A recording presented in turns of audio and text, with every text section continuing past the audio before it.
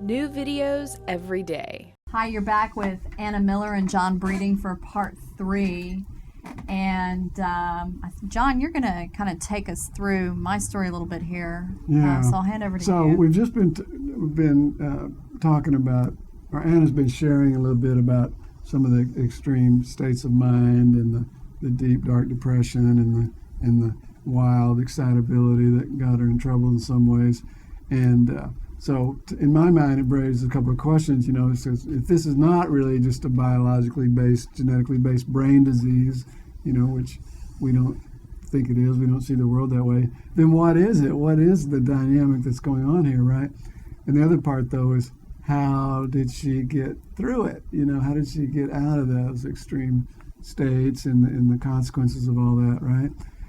Well, logically, it makes sense to talk about cause first, but the reality is that Anna was finding her way through and into a more peaceful and happy way of living way before she really developed the insight and thoughts that she has today about what was really going on there. So that's the way we're going to do it. So, Anna,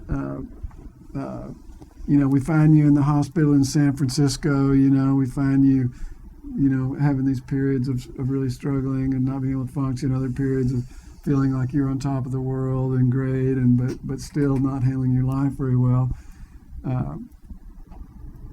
How did you and that therapy apparently didn't really help in the sense of they sent you to these treatment centers, you got treatment, maybe a little therapy on top of it, you know, and it didn't help, and yet you found your way through. Yeah. Tell us about that. So I will, and I want to share a little bit about, you know, the meds and therapy avenue for me. The entire time I was under those courses of treatment, I felt very sick and out of control. I did not feel like my life or my mind was my own anymore. And I felt like I had no voice for what was really going on with me. And just an example, a very common example that I hear from other people too, is that it's categorized as part of the illness not wanting to take the medication. And the people that made that up have never taken this medication, because I promise you that my experience was that I felt a lot worse on the medication than I did not on it. Now, what I often was told as well by certain psychiatrists that were prescribing it is that what they were really interested in doing was ensuring that there was not a manic episode again, because that was dangerous to me and to other people. There was less of a focus on the depression side that was kind of like secondary, and for me that was very upsetting. So it was like, you're willing to take away what I consider to be some of the most wonderful sensations I've experienced in my life, and you're willing to have me be in so much darkness that if we don't find a way to have this stop, I'm sure that suicide will happen. You know, having done it, I had 3 major depressions, and each time the thoughts of suicide were increased. There's a statistic about something about people with a bipolar diagnosis. I think it's 1 in 4 end up opting out. And I gotta tell you, I see why. If there's no hope, this is for life, you're done, what's the point in staying? Well, there's another way. So there's a way outside of meds and therapy, and we're going to do a session where John can talk about how to find therapy that's supportive.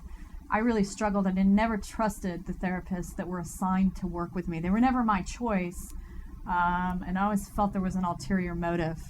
And there's some saying somewhere about in order for healing to work, you actually have to believe in the healing modality that's being offered. So I'm certainly not against therapy, but it wasn't part of my own path. So let's talk about what was.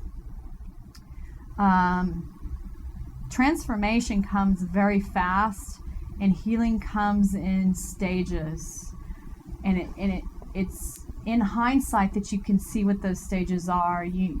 Inside of them, it would have been hard for me to know that that was what was happening.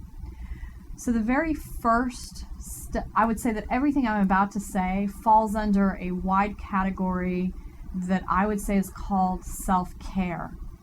It's learning how to listen to myself and respond to my own needs and not have that be interfered with by outside opinion about what may or may not be right for me. It's tricky to do because when your mind is a bit jumbled and confused and cloudy, discernment's not a key skill that you have. So I do break this down in my book, and here's just a couple of key pieces. The very first thing, and this goes back to something John said in a prior section of this interview, which is that in order to get well, you have to go through it. So I would say that the first step in going through would be, and it was for me, making peace with where I was. Being able to, so it was in an instant that it happened. I was actually journaling at the time, and I let go of everything. All of the past, all of the hurt about whether I would become or not become the things that I thought I would, that potential piece that I talk about, and all of the decisions I wish I had done differently. And I said, wow, here I am. I'm 28 years old at the time I was. I'm living with my mother. I have no job. I have no car. I don't even know if I can go to work. I don't know if I will be dependent upon another person to take care of me for the rest of my life or not. Right here, right now, I have no idea.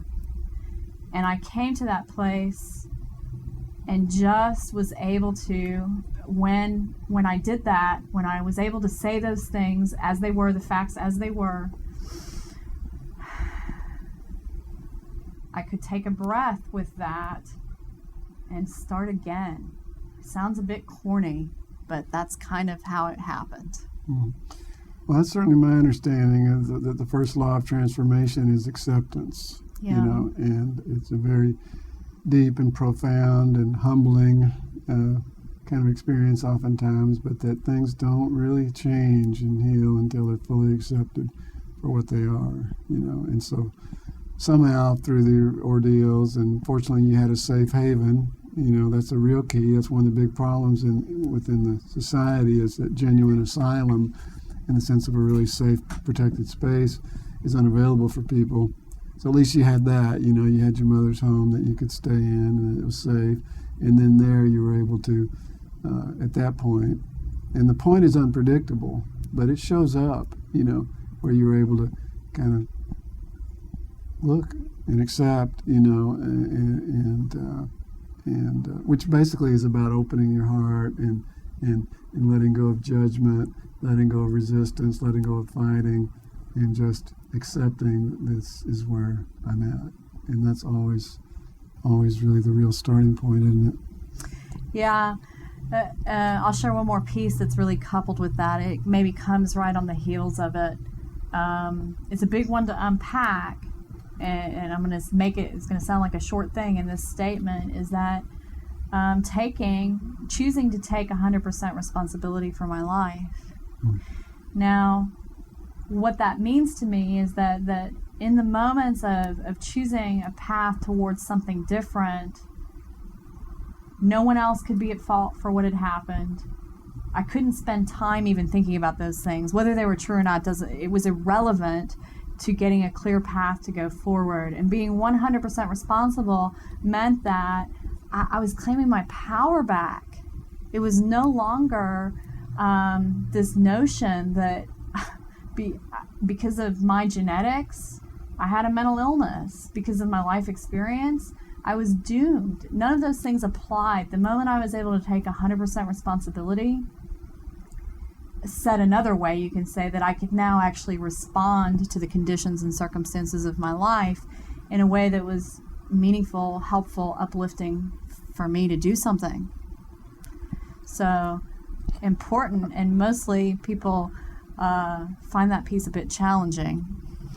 Well, yeah, that is, but yeah, and it is a direct contradiction to the message, though, of biological psychiatry, which says you're not responsible. It's just your brain disease and brain defect, and you can't do anything about it, and it totally undermines responsibility. So you have to turn that on its head.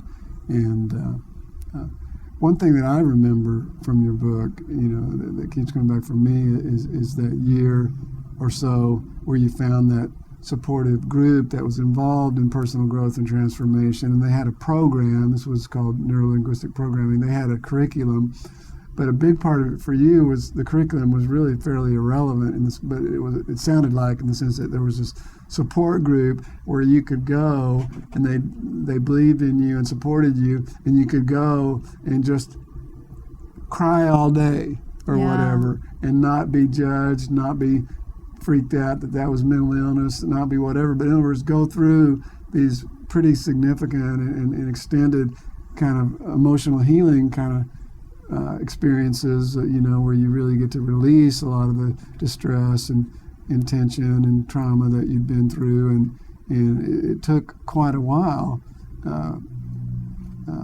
that was a big piece too, right?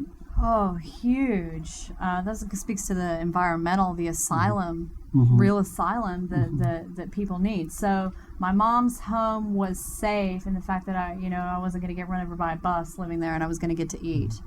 It was not emotionally safe, though. Mm-hmm. Not because of anything she was. She co-authored the book with me, and so we've been through our own family healing in the process. But she's your mom. She's my mom, so she's part of the history. Right. And she's part of the projection as well. So let's talk about it in the next section about environment. Okay, so that's three big pieces there. The acceptance of where you're at, the decision to take responsibility for that, and the finding of a safe asylum and genuine support in the transformation that helped facilitate. Absolutely. Cool. So you want to put some kind of end on there? Stay tuned for the next part. Stay tuned for the next part, and we'll explore this a little further in terms of the road to wellness, and talk about some other things that are important on this topic too. And also a little thought about some of the causative maybe dynamics in this experience. Oh yes. If you liked this video, we have hundreds of more alternative videos ranging from sexual health to psychology to mind control. So if you liked it, go ahead and click on me to enter the Psychetruth channel.